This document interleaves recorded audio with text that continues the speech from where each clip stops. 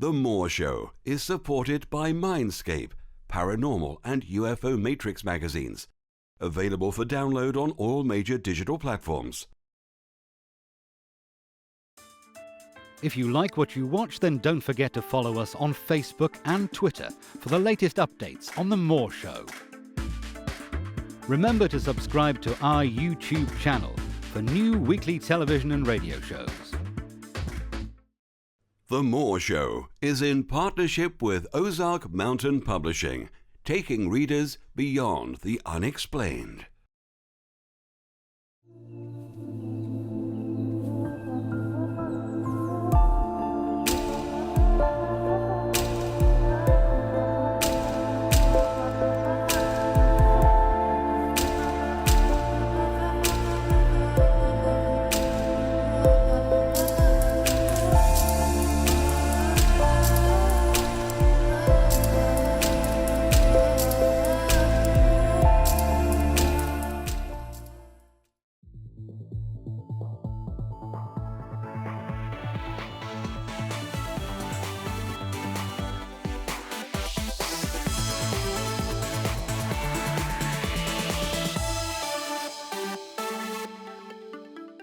The comments and views expressed on The Moore Show are those of the people that make them and do not necessarily reflect the view of Kevin Moore, The Moore Show, or this radio station and its affiliate or sponsors. This show is for entertainment purposes only. Broadcasting from the UK and across the world on TV, radio and online. I bid you all good morning, good afternoon, good evening, wherever you may be in all the world's time zones. This is The Moore Show, and I'm your host, Kevin Moore. For the next hour, I'll be covering subjects that will open up your mind and provide you with information you may have never heard before. On today's show, I'm joined with Michael Reccia, who will discuss his book, Revelations. Now, Michael has worked as a professional medium for over 25 years, and firmly believes that the true importance of spirit communication is not to simply provide evidence of life after death, but to provide a blueprint for a better life before death through channeled spiritual teachings that will make a difference to this world. Now, Michael regards the Joseph communications as his most important contribution to spiritual awareness to date. Now, Joseph is a highly evolved spirit guide who is deeply worried about the fate of mankind and returns to give us spiritual information from the higher realms regarding both personal and global enlightenment. The Joseph trilogy of book contains all the information we need to transform ourselves and save our planet before it's too late. Michael Reccia, welcome to the show. Thank you. Thanks, Kevin. Now, Michael, just tell us a bit about what you do and how you got started in this, just for anyone who's coming across your work for the first time. Well, I worked for many years as a medium bringing through clairvoyant and clairaudient messages, in that I would stand in front of a congregation or sit with someone one-to-one and would tune in on their behalf and bring through information from a higher dimension of reality, a higher dimension of living. Mostly from family members and also from the guides, from the helpers of those people that I was sitting with or talking to. And then the work developed through a series of events into bringing through information from a spirit called Joseph, who was and is concerned about the earth and the direction we're taking at the moment. And the information was initially brought through as a clairvoyant link, and then as an overshadowed link. In other words, Joseph stepped in to my aura, and I would be sort of semi-taken over by him. And then I developed into a trance medium so that I get myself out of the way, my physical personality out of the way, and allow Joseph to use those facilities to bring through information of a pure nature, because I'm not obviously interfering with or questioning anything that he brings through, because I'm not in the equation. As a result of these trance sessions, we have put together at the minute 5 books with a 6th one on the way. The first book, which is the one that we're going to be looking at today, is called Revelation. And this was brought through as a combination of clairvoyant links with me passing on information from Joseph into a tape recorder that was then transcribed. The information was, of course, transcribed, to overshadowing, heavy overshadowing, so that I was almost in a trance-like state and could bring through a stream of information without any interruptions. Now, Michael, I just want to take a quote from the first chapter of Revelations to begin with. It says that many souls are choosing to reincarnate into the same conditions they left when they passed on, in order to replay exactly the same type of experiences they crave. There is no purpose of these fields. Now, I love that quote from the first chapter. What is the theme then of the first chapter? To summarize the chapter beginnings and the theme, throughout the Joseph communications. There is a theme throughout all of Joseph's communications that began right at the beginning, right at the very beginning of the very first book. And that is that our traditional views on reincarnation, which permeate so many spiritual philosophies, are skewed. We have always assumed that we need to that reincarnation takes place successively, and that we have no say in the matter. And that's not the case. We come back because we want to come back, basically, because there's something about this world that we enjoy, be it beer and skittles, or sex, or a 40-inch television, or whatever. But there's something that draws us back into reincarnation as our choice. And Joseph says to us that we can make the choice not to come back if we don't want to come back, that there is a universal constant of free will operating on a spiritual level.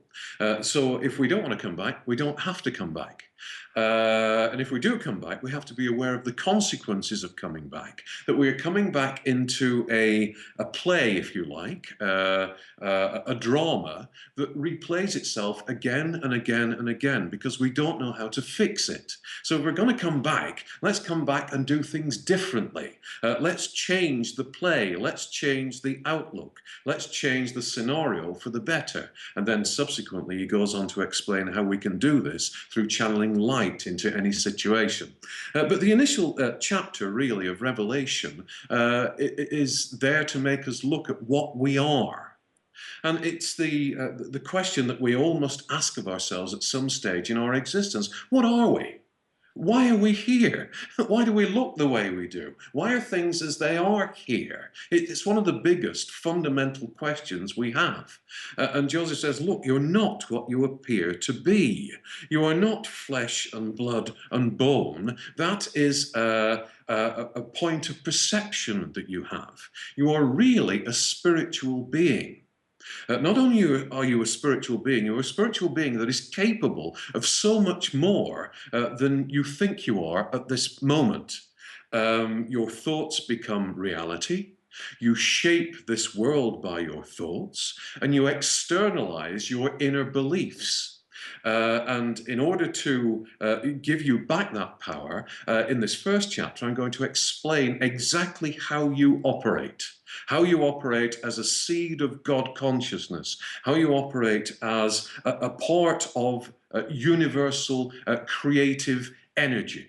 And that basically is what the first chapter lays down. It shapes our beliefs in who we are. And as Joseph says, I'm trying to make you remember who you are, that you are a creative being, that you are a spiritual being, and that you have great power. You have great power now, but you use it negatively because you don't understand it. I will, in subsequent chapters, explain how to use that power for the good, to reset this world, to take away the suffering, to take away the pain, to take away the lust for power, and to allow you to create positively for the benefit of yourselves and yourself and for everyone else, and you're linked to everyone else. Okay. Now, in regards to chapter 2 in creation, something that was very permanent and sort of stood out to me was that all creation is misunderstood by mankind. Everything that exists does not exist. So is this experience real then, in your opinion? Right, what a statement. Everything that exists does not exist. In other words, everything that you see before you, as you're listening to this now, you might have your hands on a table, you might be looking at a wall, there might be a door in the room, you're looking at your own hands, but none of it is real. It is a structure that has been temporarily set up to allow you to experience by immersing yourself within it. Nothing that exists actually exists. And science tells us this too at a quantum level, that there are particles that appear and disappear without reason, and seem to appear and disappear as the observer observes them, and not to be there when the observer is not observing them. And Joseph says, look, you can deconstruct your reality if you don't like it. It's an important message. Don't like the world as it is.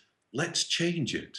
And we don't change it through physical means. We change it through changing the vision that we have of how the world is, and by channeling light into it.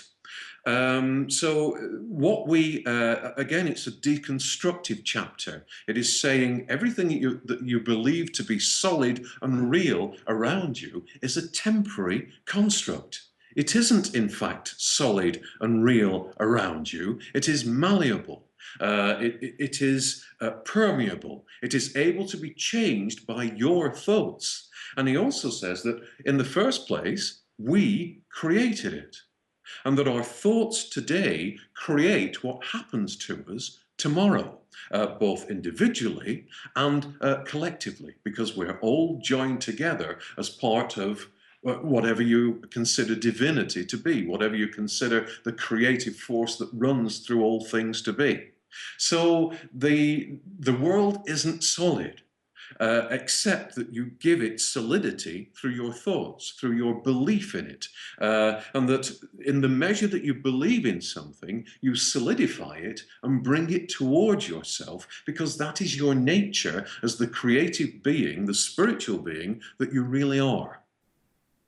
Right, so be careful of what you ask for, and also understand that manifestation of what you're looking for comes when you believe in yourself as being godlike, I suppose. It comes when you realize your potential. It is always there. We create all the time. It's just that we create based on what we believe society to be.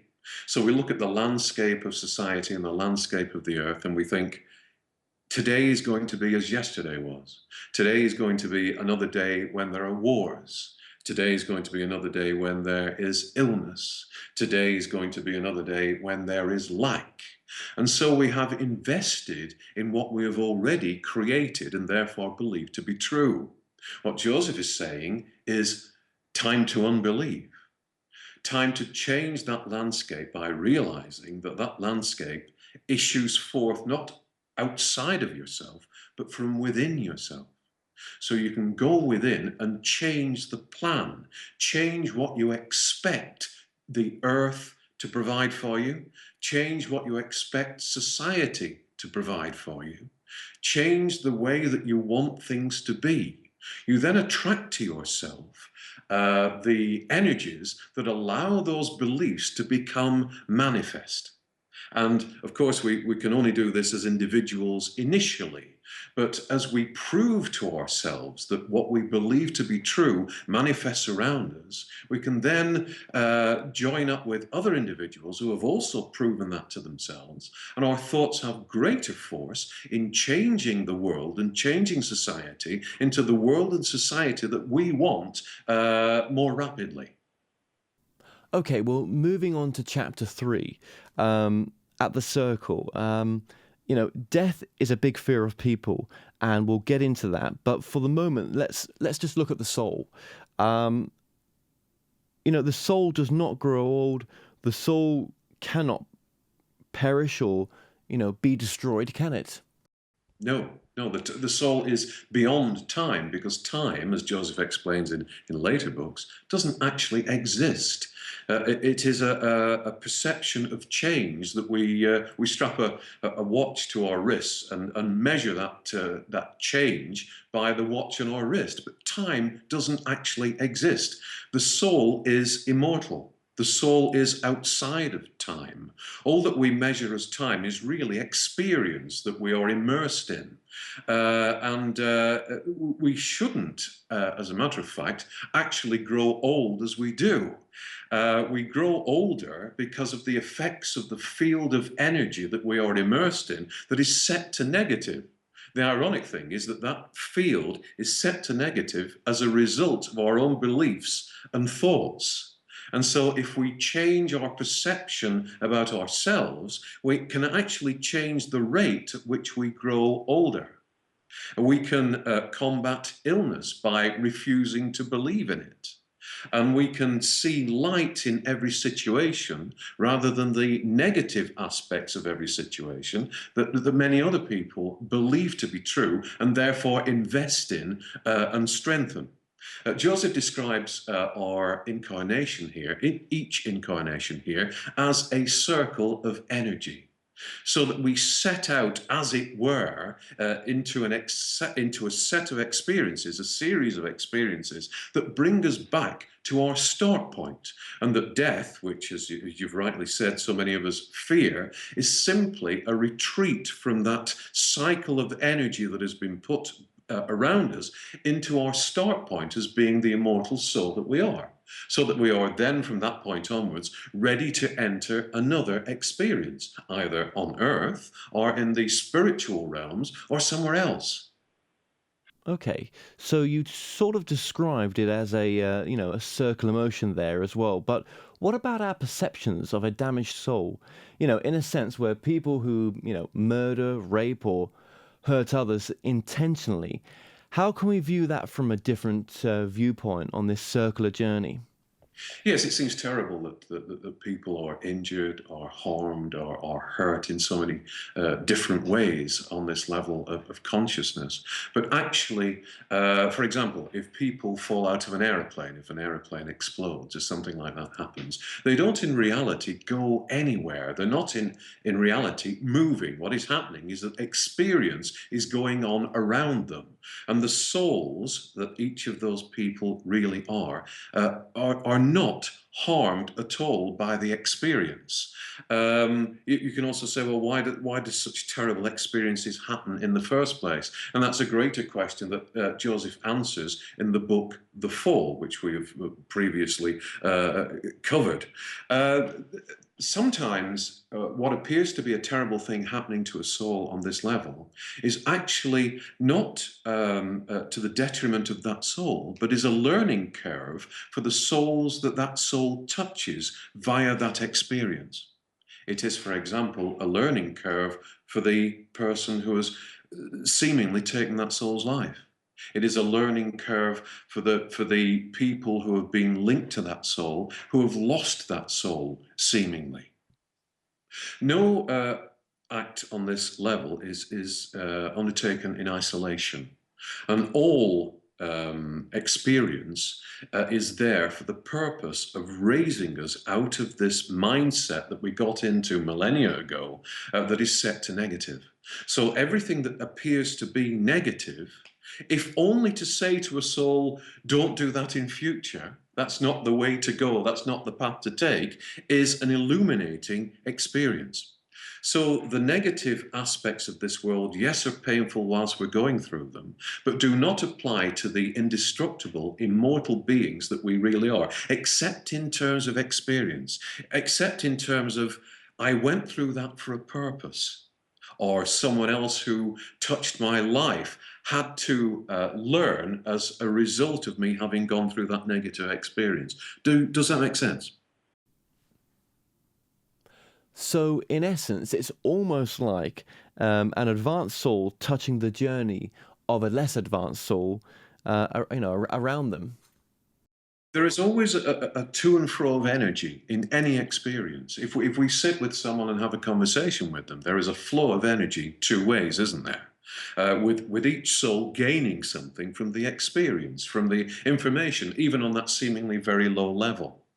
In seemingly negative experiences, there's also a to and fro of energy.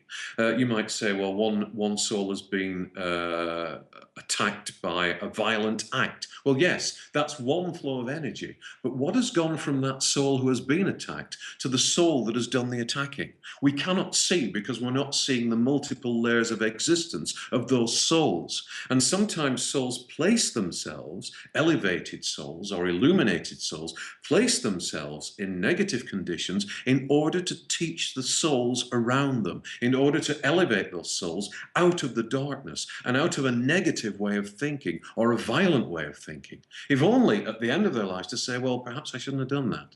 Perhaps that was the wrong move to make. I feel remorse. I feel upset about that person. I caused harm to them. And that soul will have moved on in some way, because that soul won't do that again, will ultimately put aside its violent ways, its negative ways, because of the reaction of energy donated by the soul that the violence was perpetrated on. Well, Michael, we're just going to take a quick break there, and we'll be right back after this.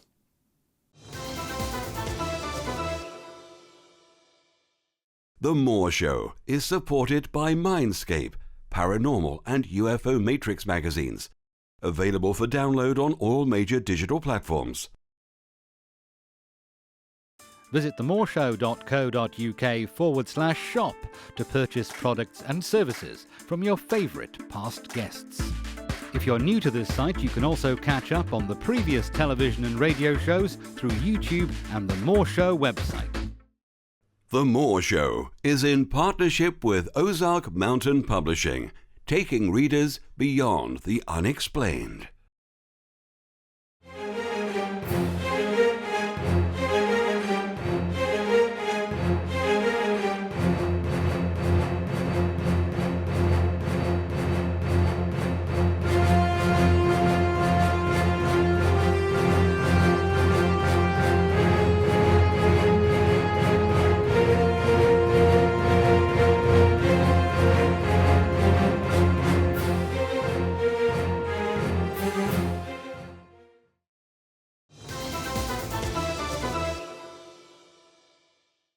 Welcome back to the show. I'm still joined by my guest, Michael Reccia.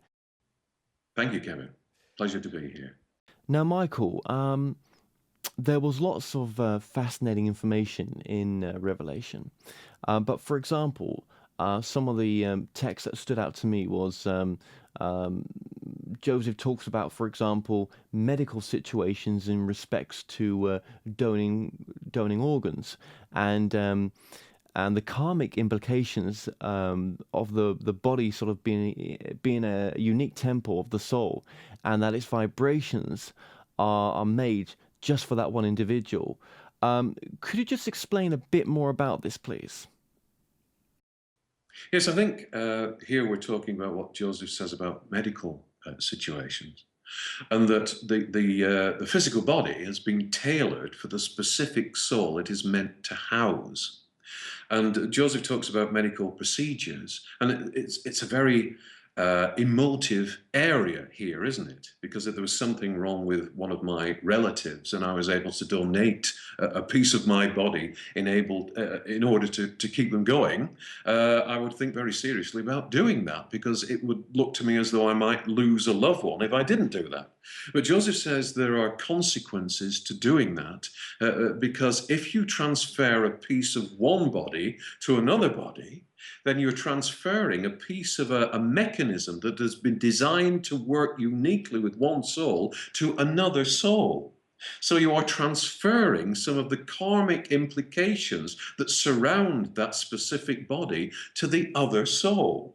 And we can see this on a physical level, can't we? Some people who have had heart transplants, for example, have found themselves suddenly wanting to take up mountaineering or wanting to play the piano. They have taken on some of the personality traits of the donor through the transplant. But Joseph goes further than that and says it's not just a case of taking on the personality traits. It's a case of then being linked to some of the karmic implications of having that piece of another body attached to your body. So that the karmic implications become mixed with your karmic experiences that will come to you during your life, and the whole waters become muddied and even more complex. So we have to think very carefully about whether we should be transferring parts of one body into another body. Far better, Joseph says, to realize that illness can be affected by transmitting light into it. That illness can be affected by simply realizing that if you truly don't want to be ill, you don't need to be ill. Illness can be affected by groups of people channeling light energy from themselves into a patient. It can be affected and eradicated by raising the vibrations of that person above the illusion of the illness. That's just fascinating, absolutely fascinating. And also talking about karma here, the karma of the soul, it does not end when the physical body is gone, but upon physical death, would you say, karma continues with the soul? Is that right? Yes, but also Joseph is saying that the karma isn't constantly added to or taken away from, dependent on what we do. So that we've constantly got this baggage that we have to sort out through successive reincarnations. Karma is actually something that is attached to our physicality. Because of the effects of the fall, which again we've talked about elsewhere, we can't really dissipate energy as we should do on this level as creative beings. We sort of partially create it and we partially destroy it, so that we leave layer upon layer upon layer, psychically and spiritually speaking, of vibrations that we re-immerse ourselves in when we decide to reincarnate. So if we have had an unsuccessful business around us that we've left because we've passed on, because we've died and gone to the spirit realms. When we come back, that vibration is still there and seeks out the signature of our reincarnation, of our being as a reincarnated physical being, and reattaches itself to it. So karma is not a judgment, it is simply another dip into a muddied pool that leaves us with the same mud around us that we left when we decided to get out of the pool. So karma is not a judgment. Karma is not an evolution in the sense that many spiritual areas say it is. It is simply the detritus of past lifetimes, the situations, the heavy vibrations that we haven't got rid of when we departed this life, reattaching themselves to our new incarnation. And so you can see from that point of view that we do, in fact, repeat the pattern. And we repeat the pattern because of the attractive qualities of our physical vibration that reach out and pull towards us what we have left unfinished and undissipated from past existences. Right. Okay, so I suppose you could sum this up, and I've got a quote here from your book that might sum this up, as in, to die is nothing more than to take off a suit of clothes and to experience, as you put it, in Joseph's words, to experience freedom of the Godhead. But then you have to ask yourself, why do souls still need to come through the constant experience of life and death and moving on? Is that to seek out the perfection of God, would you say? Is the reason we keep coming back, is there a better way then? The souls that are reincarnating at the moment are a mixture of souls who have been pulled back into reincarnation through choice, but because they see this world and its many sensual pleasures as an alternative, a better alternative than to move onwards into the spiritual spheres and higher levels of being. We're coming back because we want another ride on the merry-go-round. We're coming back because we want to re-experience something that we feel is important to us, and perhaps to conclude something that we feel we didn't get right the last time around. Perhaps the relationship didn't go as well as we thought it would do.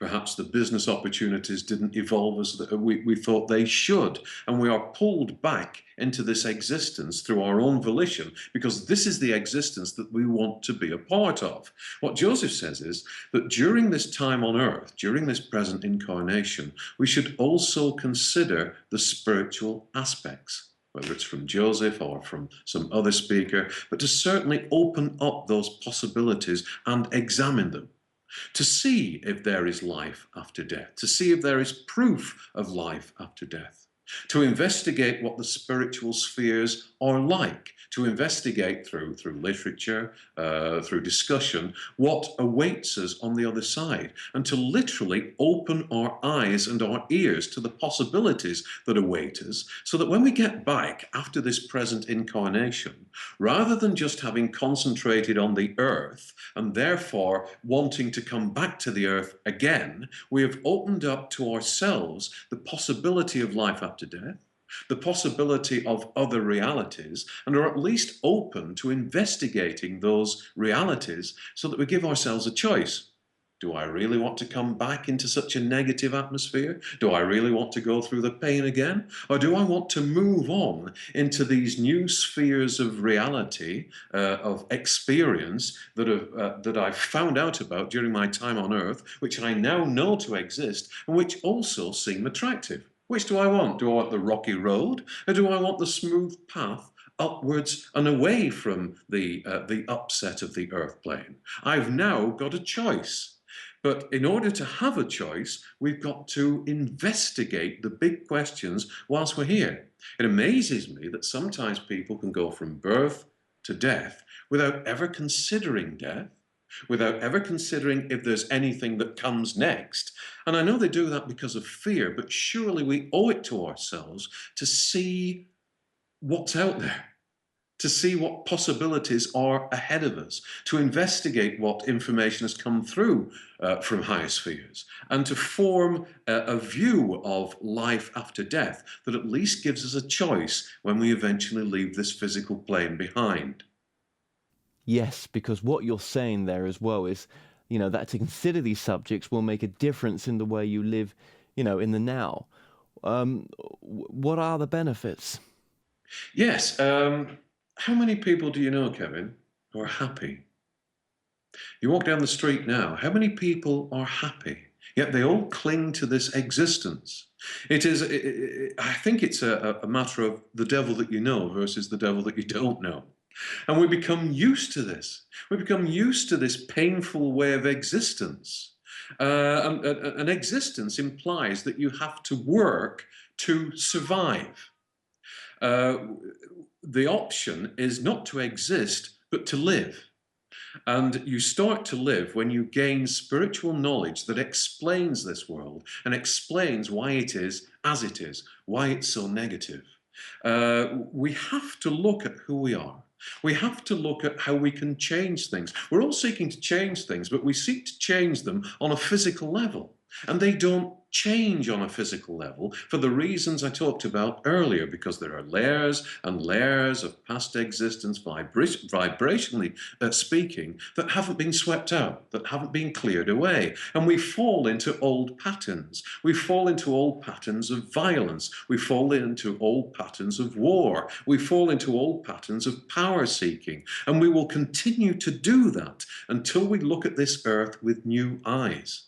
And the only way to look at this earth with new eyes is to gain spiritual knowledge, is to realize who we are, why we came here originally, how we got things wrong, how getting things wrong produced the world that we see today, and then remembering how we operate as spiritual beings in order to put things right and to change this world from within.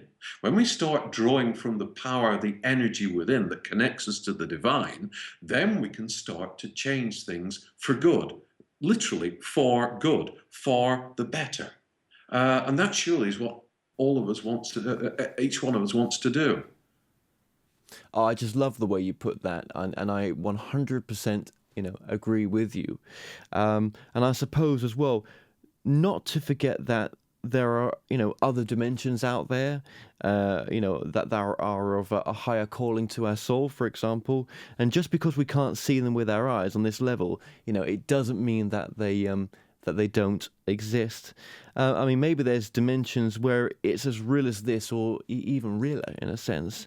And once you consider the existence of the other realms, it can only be helpful, for your soul's progression in a sense.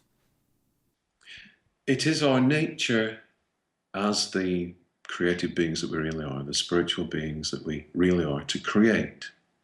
As God's children, in a very real sense, to create the planets, the stars that we see, to create each of those spheres as an area of experience that we can then pass through and add to our own experiences as creative beings, as spiritual beings, and take back that experience in joy to the Godhead, to advance and evolve the Godhead. That's what we exist to do. And that's what we did here. That's what we did originally with the earth before we got things wrong with a plan for creation that we were advised not to take, but decided that we would take anyway, which resulted in the skewed earth, the negative earth that we see around us at present. Yes, we have to open our eyes to other possibilities. I've seen spiritual realms, and each spiritual realm is not some nebulous, half-imagined, transient place that you can't quite grasp. It is as real, in fact, more real than the earth is to our senses now.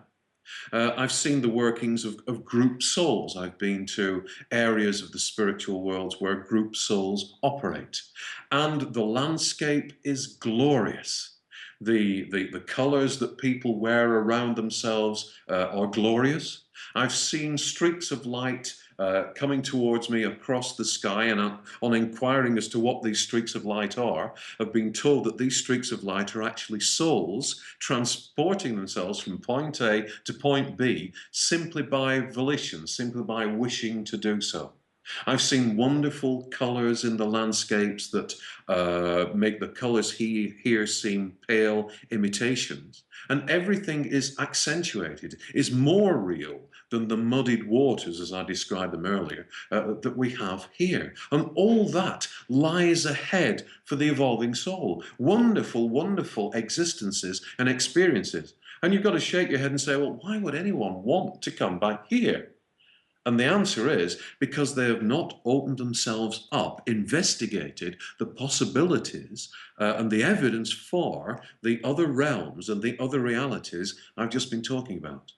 Once you've got that as an argument in your head, as I said, once you get back to these spiritual realms, to your start point on that circle of existence that has brought you into earthly incarnation, you then have the argument within you to say, do I want to go back to those muddied waters, or do I want to move on into those beautiful and infinite and pleasurable, bliss-filled landscapes that lie ahead for me as a soul if I choose to visit them, to move through them? One thing I should also say about the areas that I've visited on the spiritual side of life is that there is an air of permanence. Here we are always dogged by death or illness or decay or entropy. There is none of that sense. There is an air of absolute permanence, not sullied by the darker vibrations of the earth plane. You know within you that those realms are forever, or certainly for as long as the souls that are creating them decide that they should be there. There is nothing to fear. There is no death. There is only permanent evolution and experience, and the joy of permanent evolution and experience, which rather makes the earth life look a little pale by comparison, doesn't it? Okay, Michael, well, we're just going to take a quick break and we'll be right back after this.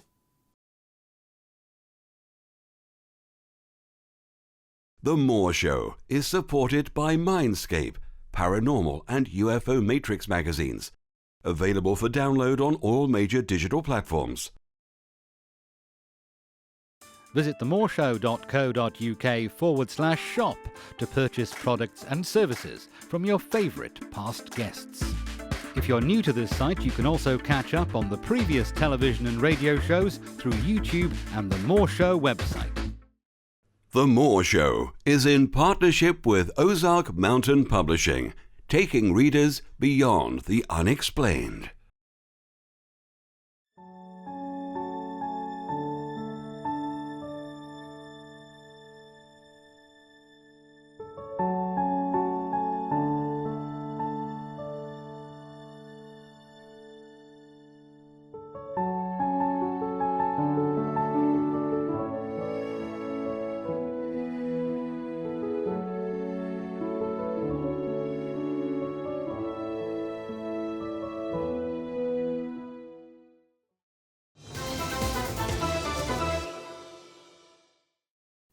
Welcome back to the show. I'm still joined by my guest, Michael Reccia.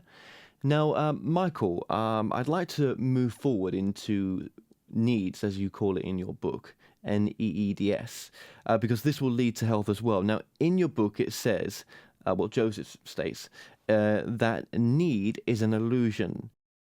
Yes. We feel that we've got needs all the time, don't we? We need to have a certain amount of money. We need to have a certain level of health. We need to have a certain status. We need to have a certain financial security for our future. We need to be loved. We need to be accepted. We need to be respected. And the irony here again is that we are spiritual beings, we are creative beings, and what we perceive to be true, we create within ourselves and around ourselves. So Joseph says that need is actually something that we've created. It doesn't exist except in our need to create need, if that makes sense. So there wasn't need originally.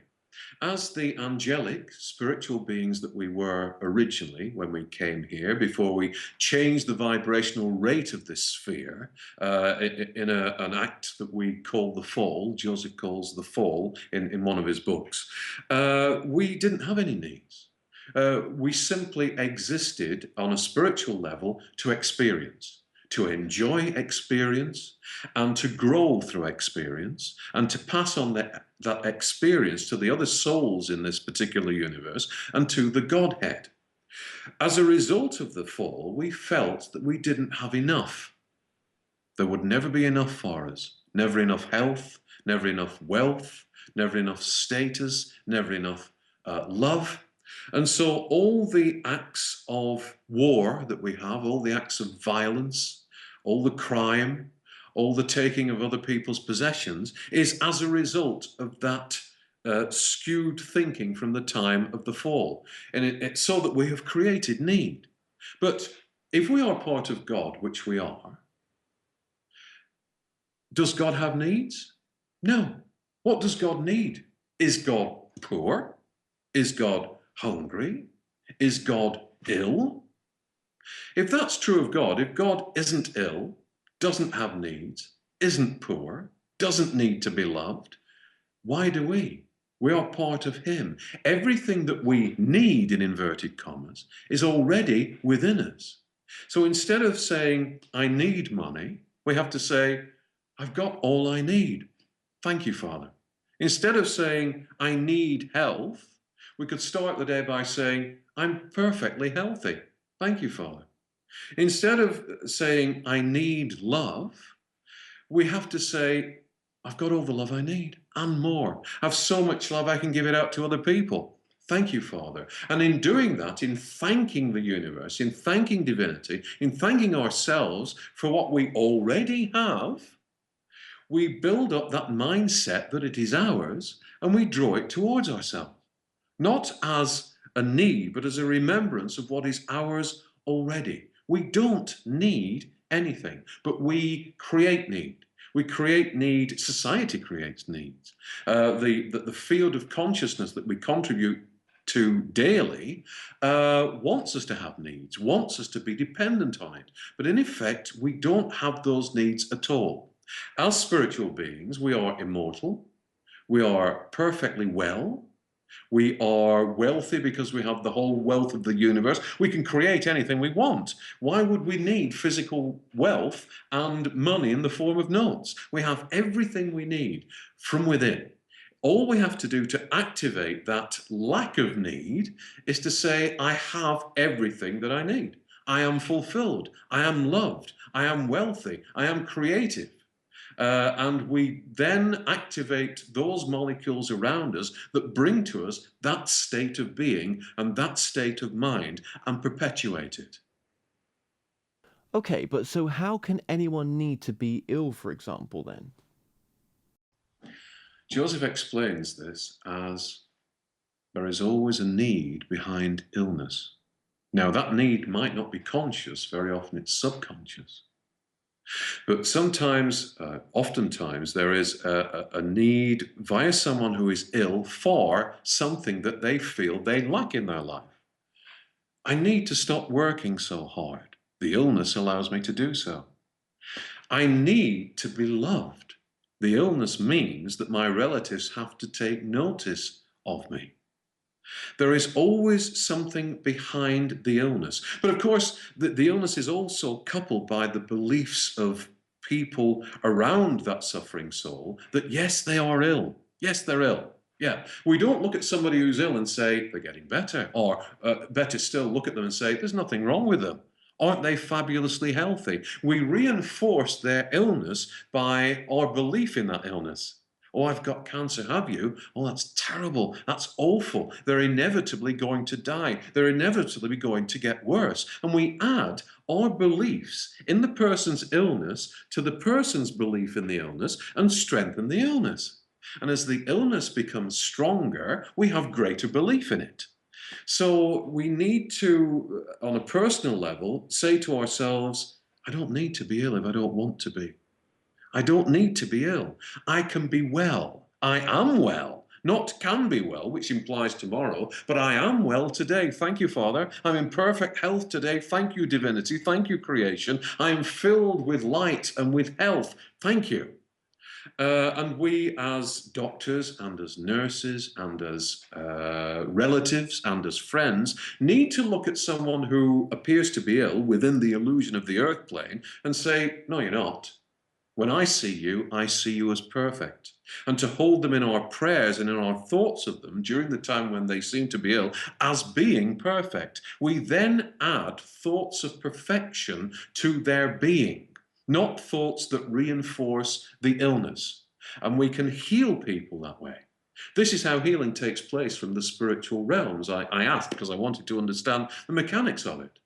And some of the guides who work with me said to me, well, what we do is put an image of the person as being whole that is stronger than their self-image of themselves as being ill over their image of them being ill and infuse it with light.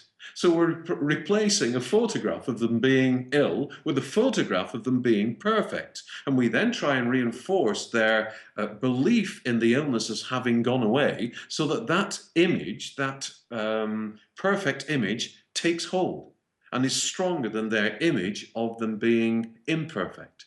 So it's vitally important that we, as people who are concerned about people who are ill, always project a bright image of them as being perfect whenever we think about them, to lessen their illness, to lessen the hold of the illness on the person. But initially, the illness comes from, it is dis-ease. We are ill at ease with something. We feel that we cannot cope with the world. We feel that we cannot cope with ourselves. We feel that we have lack in a certain area. And illness is the result. It is a pay attention to me moment, whether that pay attention to me is a message to the people around us, or the pay attention to me is a message from us inside ourselves to say, why am I ill? What's causing this illness? What do I need to rethink? I need to reapply my image of who I am. I need to look at it in a different way, to apply positive vibrations to it, and to sort out what is causing the illness. Not sort out the illness, what's causing the illness? What do I believe to be true that is resulting in this dis-ease? Right. Right. And the need as well to hold on to the past, and in doing so, sort of casting a shadow over the futures.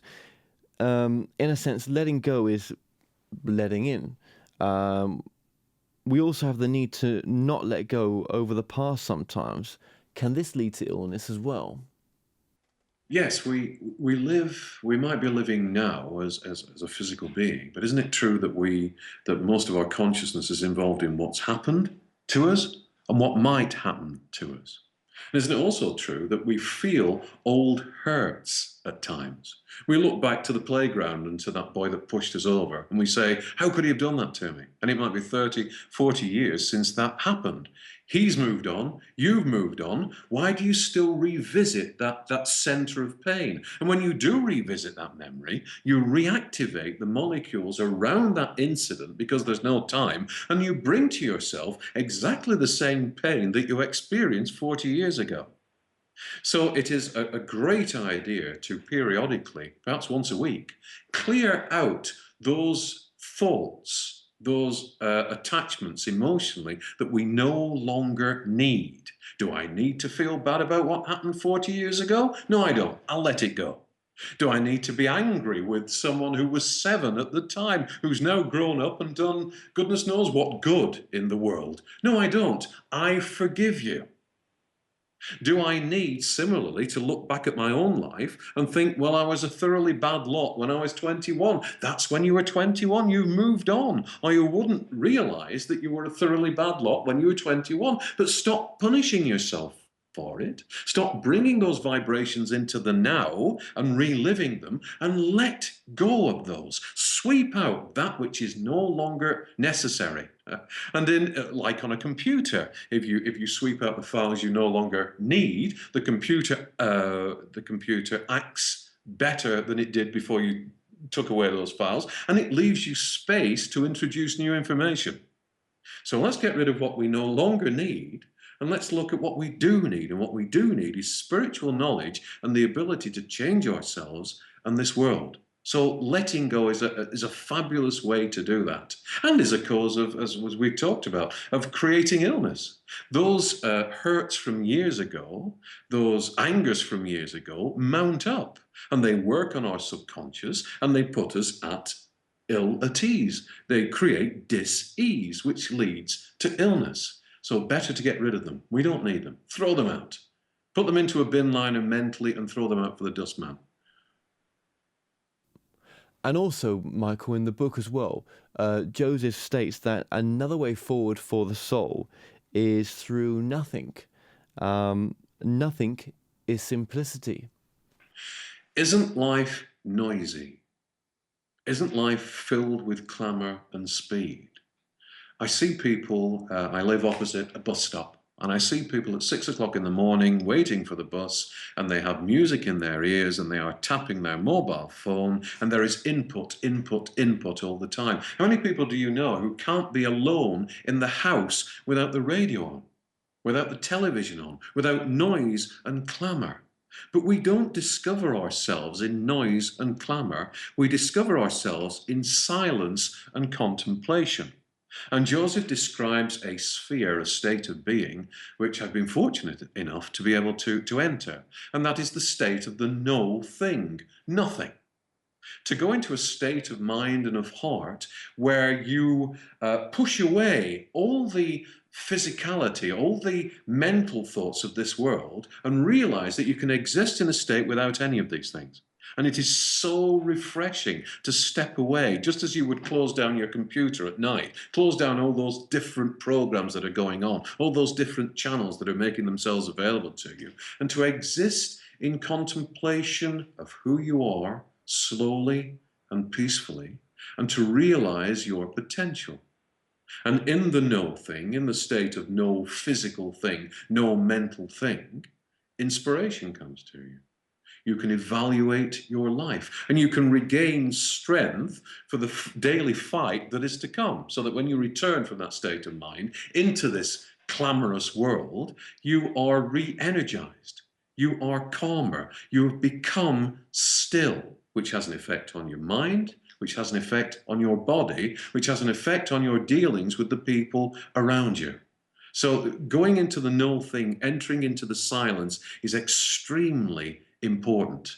And there are spheres on that side, there are spiritual realms where spirits enter just to contemplate, just to become silent, just to evaluate in silence their lives, their existence to that point, and simply to be.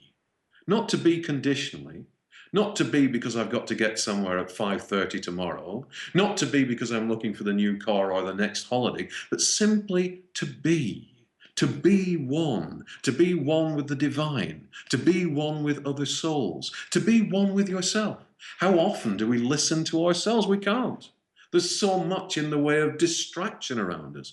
We have to become still to know ourselves. And then when we become still, everything that Joseph's saying is proven, not by reading the book, not by taking it in just with the physical mind, but by knowing it from within, because we've given ourselves a chance to contemplate it and to find out for ourselves whether the words, whether the information is true or false. Michael, can you just summarize the work that went into Revelation and the book itself? Revelation was the end product of 3 years of sitting to bring through Joseph information. And it's right and proper that Revelation is the first book in the series, because what Joseph attempts to do in Revelation is to shake us out of our mindset and worldview, and to say, you're not who you think you are. You don't operate as you think you operate. You're not going to die, and there is a different way to live. And he does that in great detail in Revelation. And I often consider it to be a book of spiritual physics. It is not just a book that says you are a spiritual being. It is a book that says you are a spiritual being. Here's how. Here's why you're a spiritual being. Here are the mechanics of you as a spiritual being. And here's how to put those mechanics to use to change yourself for the better, to enhance your life, to enhance the lives of others, and to enhance the landscape of this world, the society of this world, and to change things finally for the better. And at the time that we concluded Revelation, we thought that that was it, that was going to be at the end of the Joseph communications. We are now on our 6th book, and Joseph has never repeated himself except to expand the message that he's bringing through. Revelation was the start point for all of that. Right. And Michael, what would you say is the most important message of the book? The most important message, well, there are several branches of the most important message, but the most important message is you're not who you are. You're not Fred Bloggs. You're not Vanessa Smith. You are a spirit. You are an angelic being. You came here originally to experience in bliss what this world that you and others like you created had to offer. You got things a bit mixed up a long, long time ago, and as a result, you've trapped yourself in a feedback loop. It's time to awaken from that feedback loop. It's time to change yourself. It's time to change this world back to what you and it were originally. And you can do it, and Revelation tells you how. Well, Michael Reccia, thank you so much for joining us today. Thank you, Kevin. It's been a pleasure. Well, we've come to an end on today's show. Don't forget that you can listen and watch all our past interviews on the More Show's official YouTube channel. Remember to subscribe to our YouTube channel for new daily shows.